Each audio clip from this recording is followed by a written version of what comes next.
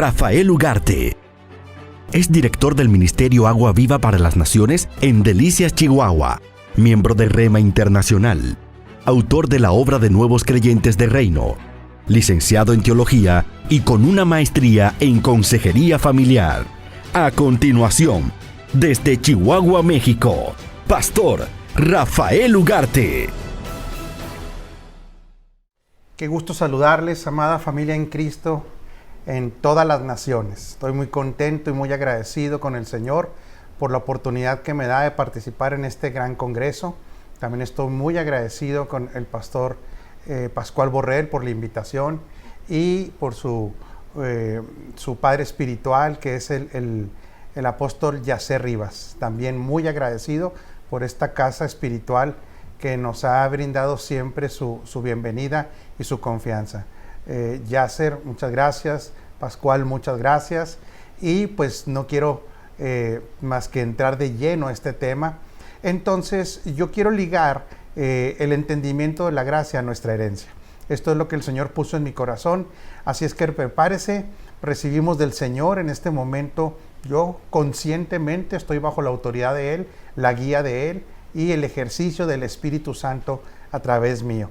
Así es que pongamos toda nuestra atención y nuestra intencionalidad de seguir creciendo y aprendiendo a Cristo.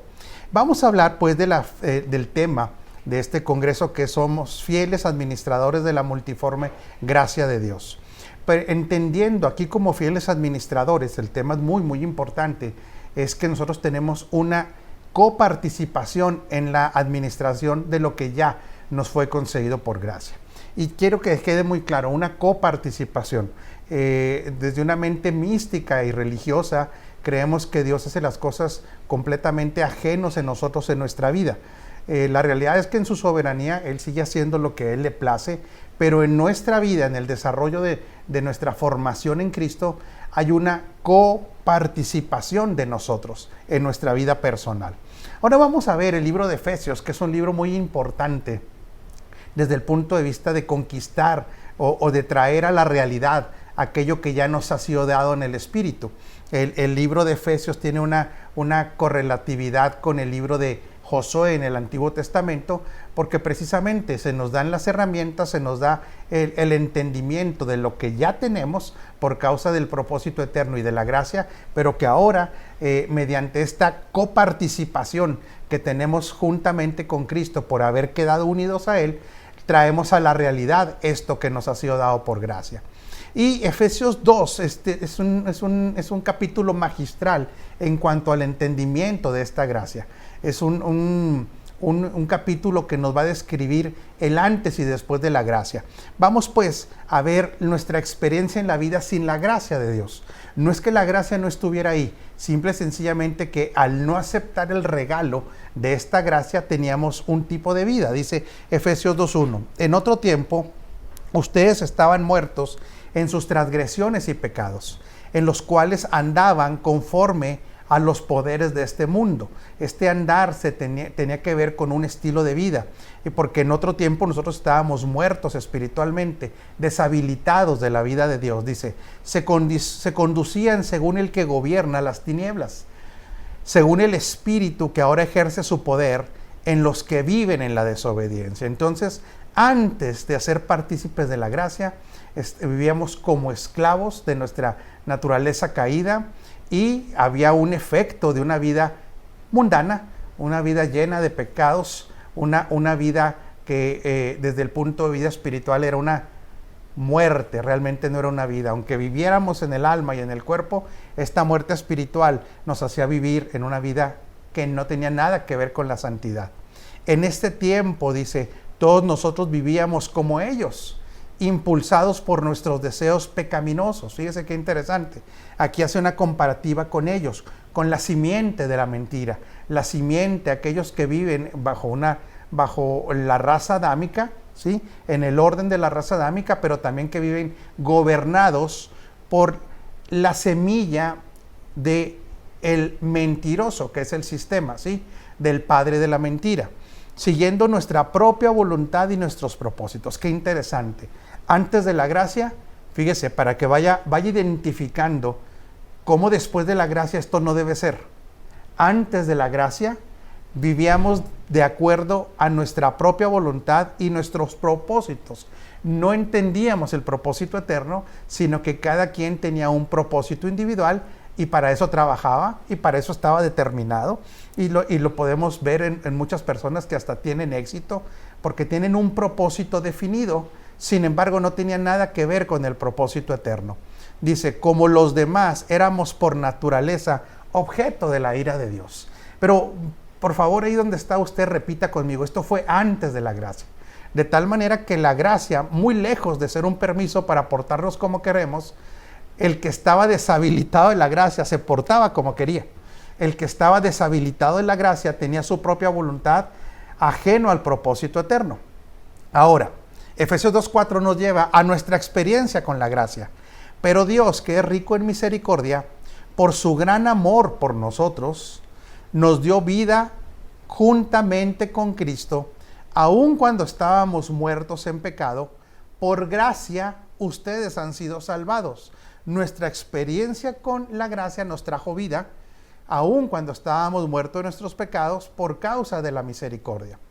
Ahora, ¿cuál es el efecto de esta vida? ¿Cuál es el efecto de esta gracia desde un punto de vista posicional? Dice, y en unión con Cristo Jesús, y aquí volvemos al punto, mi querida familia, de lo importante de entender que hay una coparticipación ahora en todo lo que hacemos para traer la realidad celestial a nuestro tiempo cronológico. Y en unión con Cristo Jesús, no está hablando de que la gracia nos dejó desunidos, no. Por causa de esta gracia y de esta vida, quedamos unidos. Dios nos resucitó y nos hizo. Esto es la voluntad de Él. En esto nosotros no tomamos ninguna, ¿cómo le diré? No participamos en esta decisión de Él. Esto es voluntario de Él y esto es soberano de Él. Nos hizo sentar con Él en las regiones celestiales. Pero fíjese, ¿para qué? Hay un objetivo de darnos poder, de darnos autoridad, de habernos dado su vida, de habernos reunido con Cristo, ¿sí? Y de habernos posicionado para mostrar en los tiempos venideros, diga conmigo, en estos tiempos, la incomparable riqueza de su gracia. Ahí está el elemento gracia. Para ser una persona que demuestre, que exprese la riqueza de esta poderosa gracia que por su bondad derramó sobre nosotros en Cristo Jesús. Si aquí vamos siguiendo el orden de Efesios, es que esta demostración de esta gracia ahora le hace conocer a las demás personas que nosotros ya no vivimos bajo nuestra propia voluntad, fíjese qué interesante, y que ya no tenemos propósitos propios, sino que ahora, por causa de esta gracia, se nos ha revelado que sujetarnos a su voluntad es lo mejor que nos puede pasar y que ahora nosotros trabajamos para el propósito eterno. Hay una razón de esta gracia. También podemos mostrarles ahora a cualquier persona en este tiempo que tenemos poder y que tenemos autoridad por estar sentados juntamente con Cristo en lugares celestiales y que su gracia tiene abundante riqueza, no solamente posicional, sino de capacidades. Todo esto es el para qué de la gracia. Ahora, Efesios 2:8 se va más específico todavía, porque por gracia, otra vez, ustedes han sido salvados mediante la fe. Esto no produce, ¿sí? Esto no procede de ustedes, sino que es el regalo de Dios todavía más. Y Efesios 2:8 nos deja ver entonces, de una manera mucho más específica, cómo es que nosotros hacemos de una manera visible que esta riqueza de la gracia pueda ser entendida por otros. Dice, porque por gracia ustedes han sido salvados mediante la fe. Esto no procede de ustedes, sino que es el regalo de Dios. No por obras para que nadie se jacte, pero qué interesante, el 2:10. Porque somos hechura de Dios, creados en Cristo Jesús. O sea, ahora que fuimos recreados en el Espíritu, fíjese bien, creados en Cristo Jesús para buenas obras.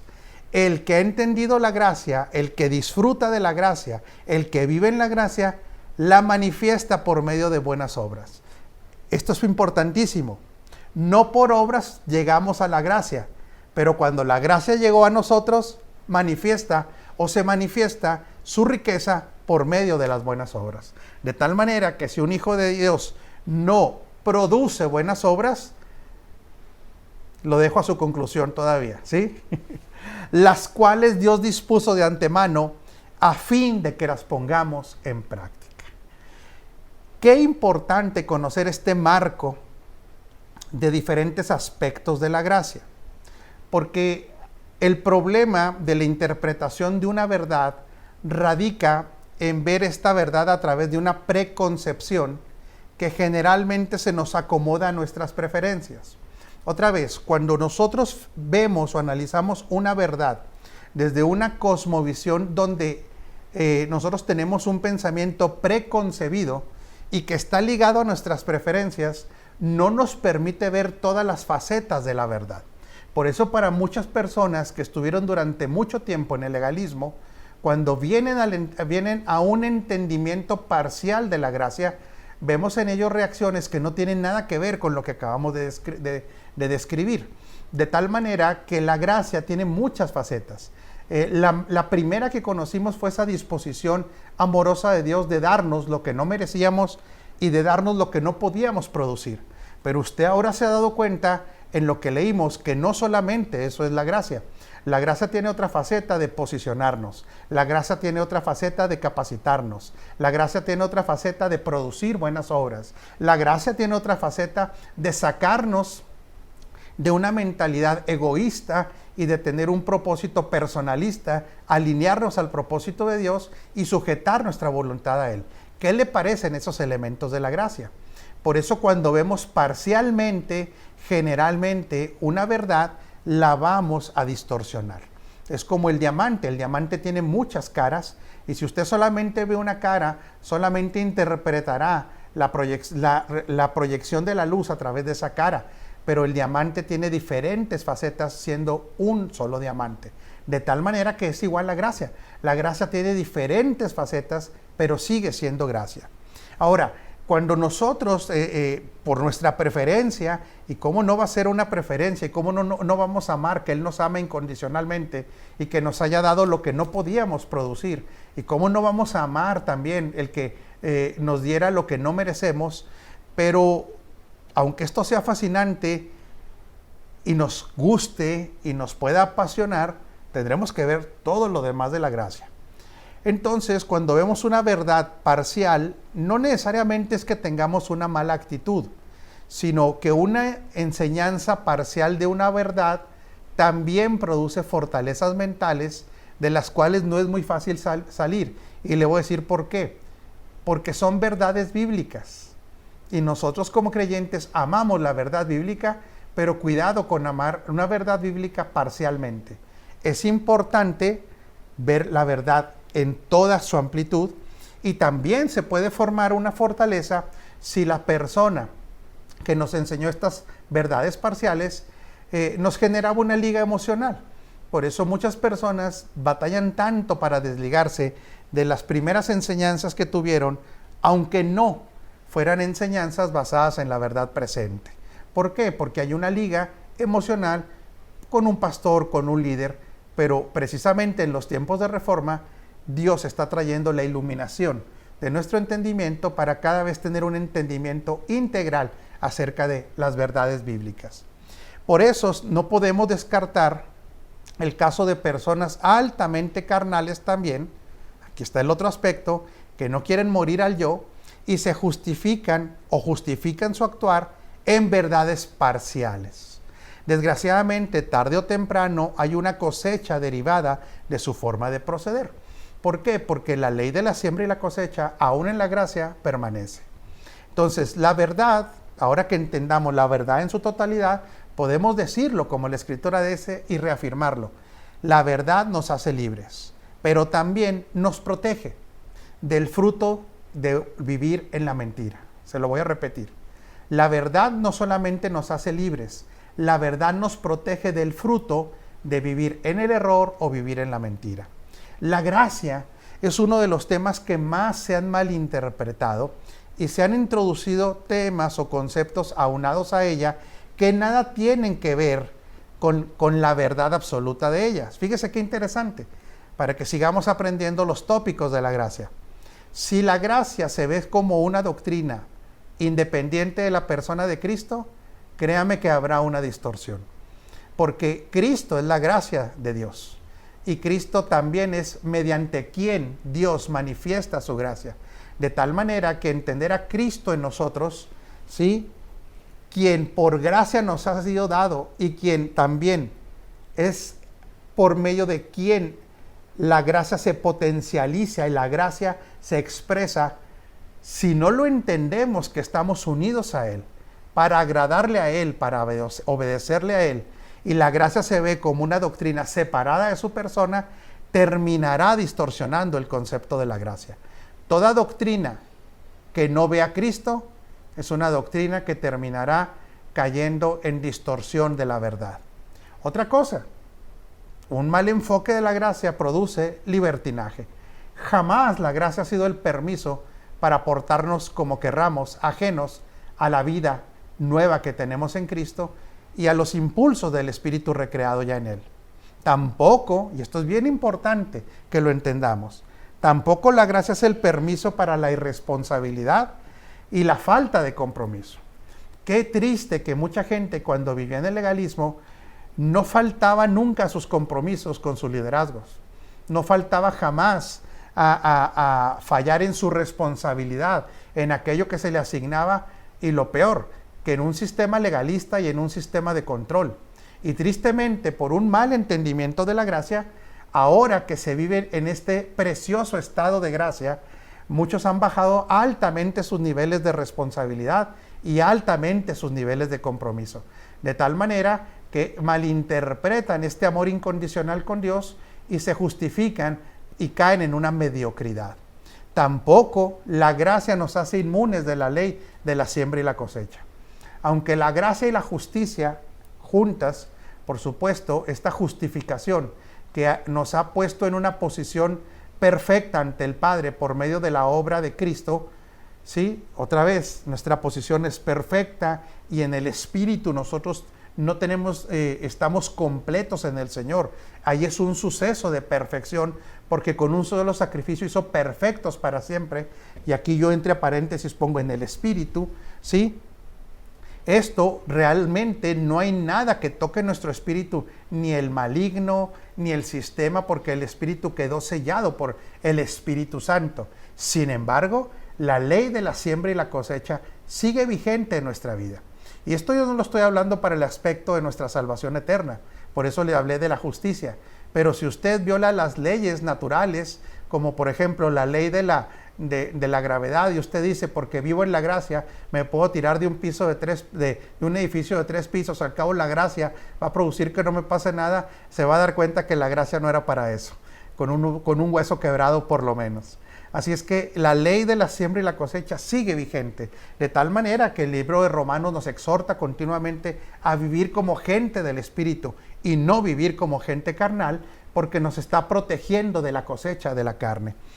Tampoco, ojo con esto, porque quien ha entendido bien la gracia jamás la balanceará o tratará de balancearla con el legalismo. O es gracia o es ley. Aquí tiene que quedarse claramente entendido eso. O es la gracia o es la ley. No pueden subsistir juntas.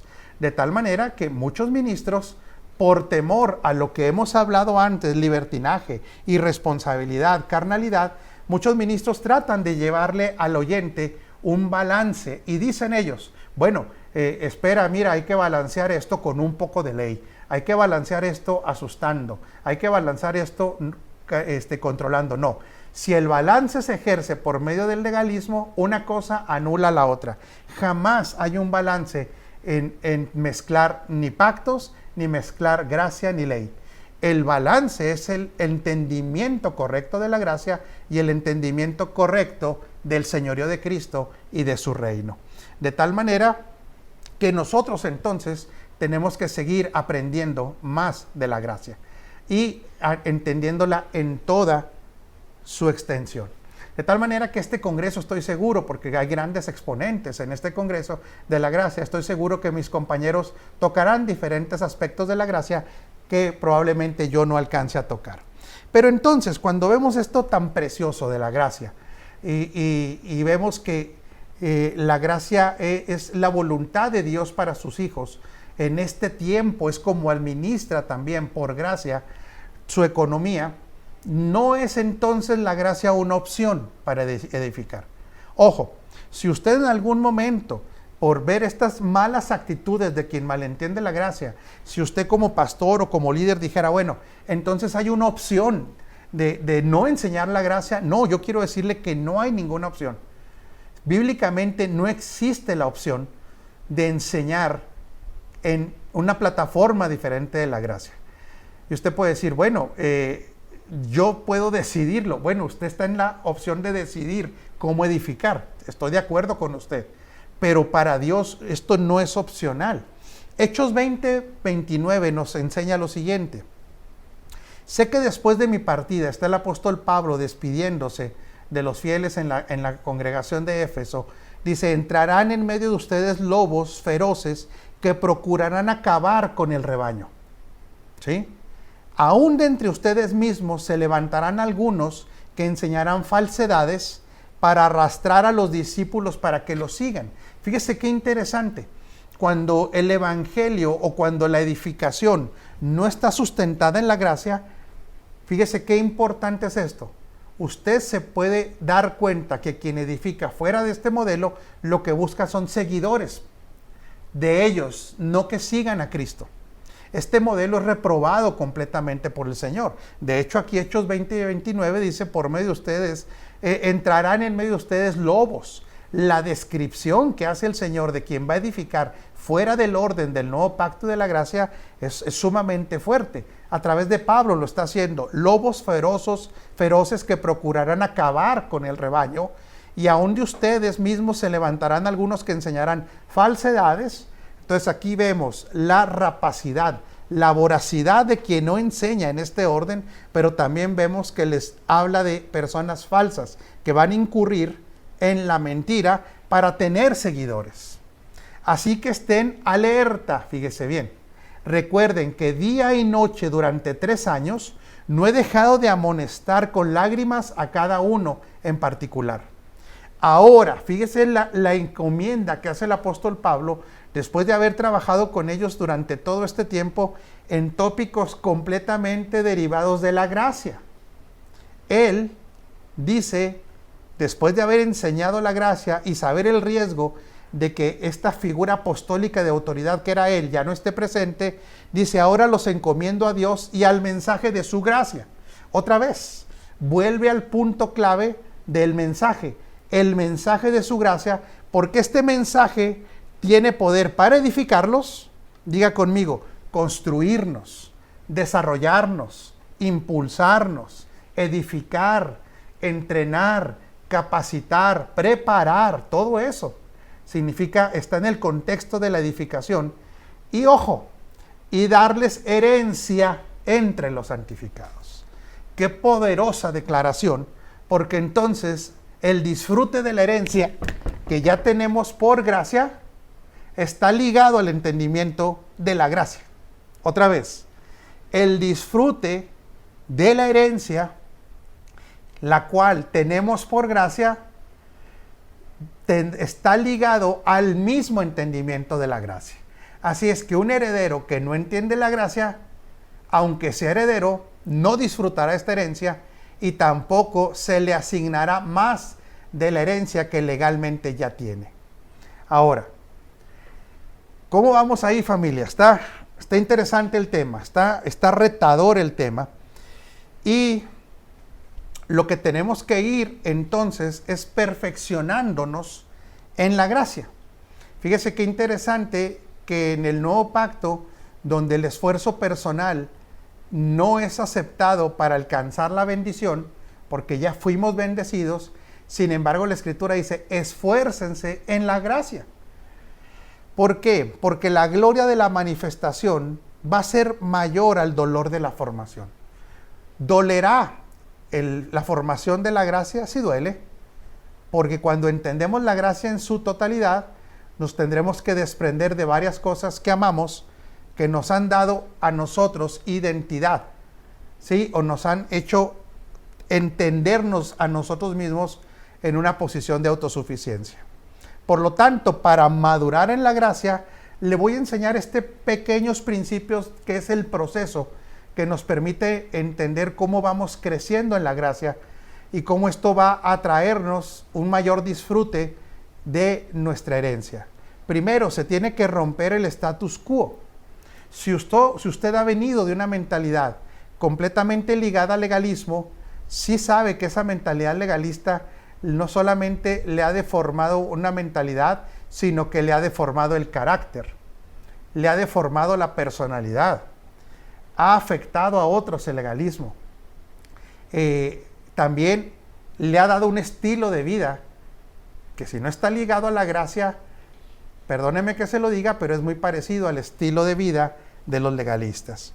Como también la mala interpretación de la gracia le ha dado a muchos el efecto de vivir vidas carnales, vidas egocéntricas y vidas llenas de soberbia, vidas que le producen juicio sobre los demás.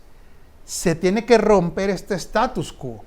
En otras palabras, usted, entre más aprenda de la gracia y más experimente la gracia que opera en usted, va a aprender, pero se va a desprender de todo aquello que no tiene que ver con la gracia.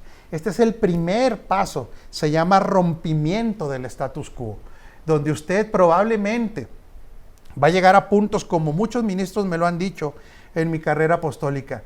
Oye, Rafael, me está ocurriendo que ya no sé cómo orar, me está ocurriendo que ya no sé cómo enseñar, porque la plataforma de la gracia es otra completamente. Y así es, mi familia, así es.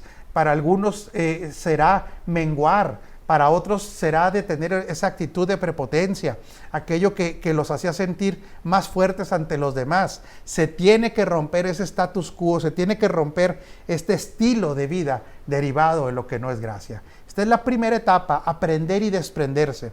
La segunda, conforme nosotros vamos desprendiéndonos y aprendiendo de la gracia, es que hay nuevos niveles de normalidad. Significa eso que usted se convierte en un ser que expresa gracia y no nada más vive la gracia, disfruta la gracia, interpreta la vida desde la gracia, interpreta sus capacidades desde la gracia y ve a otros a través de la gracia. De tal manera que esto entonces se empieza a convertir en una normalidad para quien ha aprendido y se ha desprendido. Pero luego viene un nivel mucho mejor, que son los niveles del progreso. Niveles donde hay un incremento de los aspectos de la gracia que están inherentes a la formación de Cristo en nosotros. Porque quiero que le diga ya a la persona que está en silla de usted, gracia también son las capacidades de Cristo que operan en nosotros. De tal manera que el incremento de la vida de Cristo, que es quien representa y quien está contenida la gracia, nos lleva a nuevos niveles de vida y de progreso. ¿Será interesante y será importante comprender la gracia? Por supuesto que sí. Y voy cerrando esta primera participación, porque dividí la enseñanza en dos bloques. La herencia, conforme nosotros vamos accesando a nuevos niveles de progreso, vamos a poder comprobar que la herencia es para la libre y no para la esclava.